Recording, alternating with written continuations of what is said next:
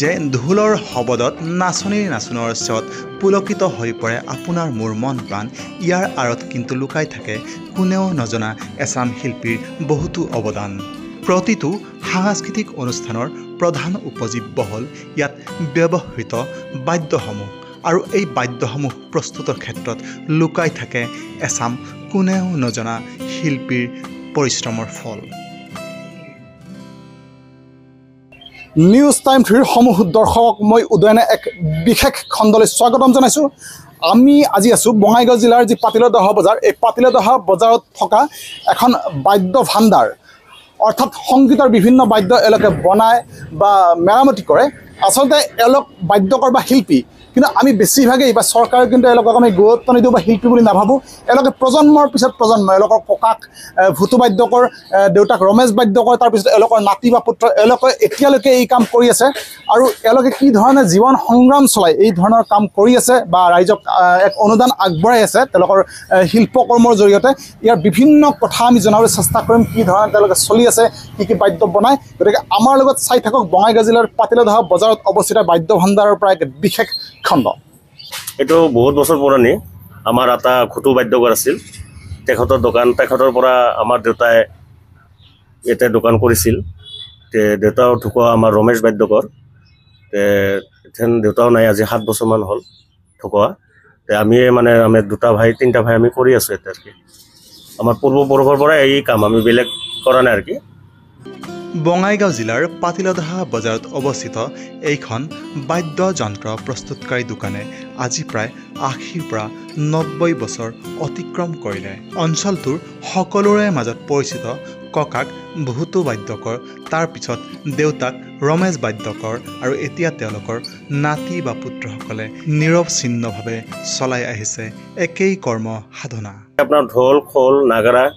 আদি যিমান যিবিলাক বস্তু আছে আৰু কি ৰিপেয়াৰিঙৰ কাম কমপ্লিট আমি নিজে কৰোঁ আৰু কি আৰু বাকী নতুন বস্তুও এতে পায় যিকোনো বস্তু অৰ্ডাৰ কৰিলে আপুনি পাই যাব আৰু ঢোল খোল নাগাৰা আদি প্ৰায় প্ৰতিটো থলুৱাভাৱে নিৰ্মিত বাদ্যযন্ত্ৰৰ সামগ্ৰী উপলব্ধ এইখন অতি পুৰণি বাদ্য সামগ্ৰীৰ প্ৰতিষ্ঠানত বাসুগাঁও কোকৰাঝাৰ সৰভোগ অঞ্চলৰ আমাৰ ইফালে লোকেল ইফালে বৰপথাৰ ইফালে যিমান অঞ্চলৰ আছে আৰু কি তেখেতসকলে আহে আৰু কি আৰু আপোনালোকে যে এই কামটো কৰি আছে ইয়াত পৰিয়াল চলাত অসুবিধা হয় নেকি পৰিয়াল চলাত আমাৰ অসুবিধা নাই আমি যদি এনেকুৱা মানে টুকটাক কাম কৰি থাকোঁ আমাৰ পৰিয়াল চলাত অসুবিধা নহয় আৰু কি কেতিয়াবা অসুবিধা হৈ যায় আমাৰ মানে এনেহেন টাইম আহে মানে কাম কাজ নাথাকে মানে দিন ধাৰ কৰিব লগা হয় কেতিয়াবা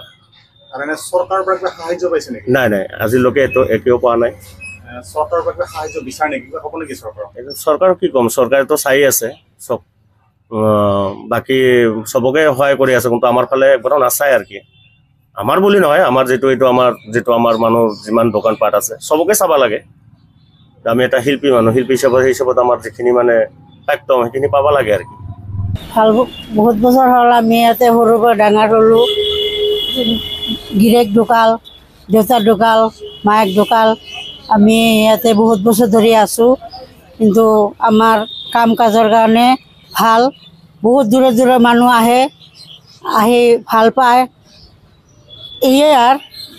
আমাৰ দুটা যে কাম কৰি আছে দুজন ল'ৰাই ভাল লাগে নে দেখি ভাল লাগিছে দুজন ল'ৰাই কাম কৰে ভাল লাগিছে মোৰ ল'ৰা 3টা এটা বিজনেছ থাকে